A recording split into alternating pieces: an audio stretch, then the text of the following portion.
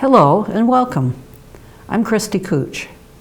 Do you love color and do you love to draw? Then colored pencil is your medium. Today I will be completing a colored pencil painting from start to finish, giving you the tips and techniques you'll need to enjoy this ideal medium.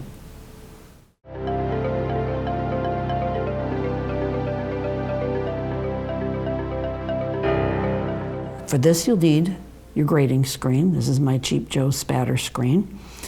And a pencil, a colored pencil. And start out with the screen.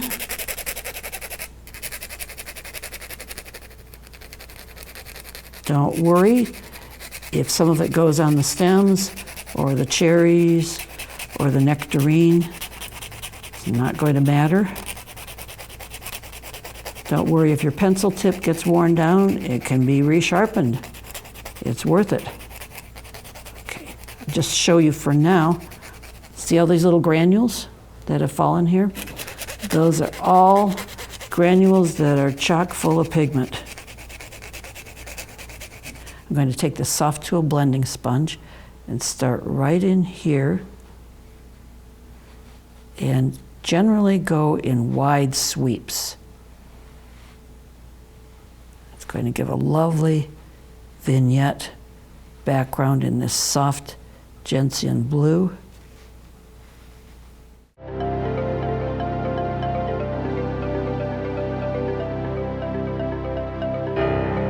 Now we're going to move over to these strawberry leaves, which are so interesting and involved and kind of twisty-turny.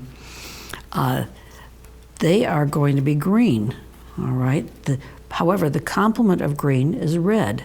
In this case, I chose alizarin crimson, which is a cool red, and I'm going to have the complementary color of alizarin crimson on the strawberry leaves.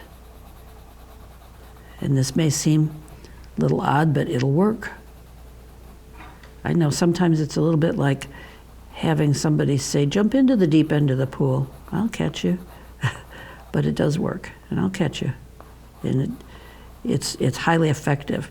If I were to do all of these leaves in shades of green and have a very dark green, yes, it could work, and it could look lovely. But I wanted to show you how well it works with the complementary colors, because the complementary colors just add a certain pizzazz and a certain dynamic.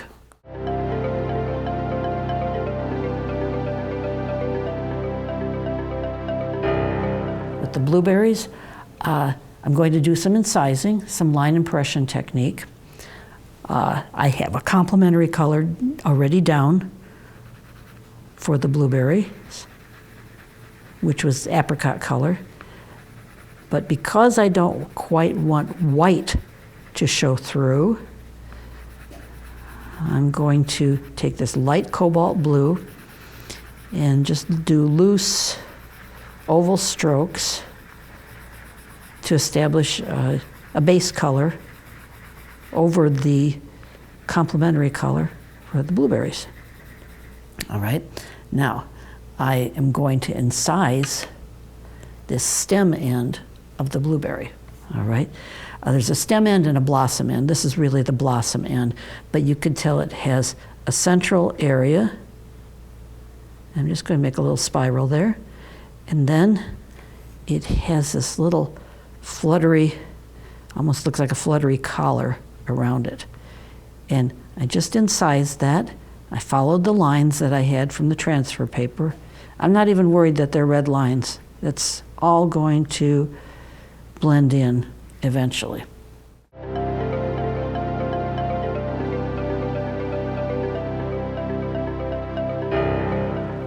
Now we're going to apply the colors to the nectarine. This is fun because you can really see how the colors take so outstandingly. All right, I'm going to start out with a little bit of apricot color. Okay, see my highlights here? I'm going to work around these highlights. I drew the highlights in apricot. So far, they still look like little blobby islands, but they won't. they will blend in with the neighboring territory. And here, a word about stroke directions. There are different schools of thought about stroke directions in the world of colored pencil. Some very gifted artists use only one particular kind of stroke, and it works for them. However, I found what works for me, and you can just take this into consideration, is to have a stroke that kind of goes in with the neighboring territory and with the character of what you're drawing.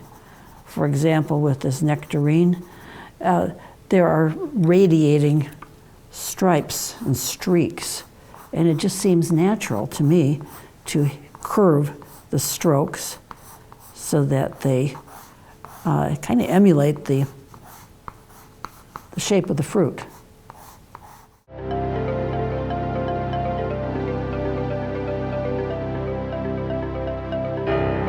To complete it, you don't just do a layer of color, layer of burnishing, then you top it off with another layer of color. And that makes it even more dense and vivid and saturated and jewel-like and about any other synonym that you can concoct. There. All right. Put in some carmine. I'm not using the really warm vermilion on this because it's a black cherry.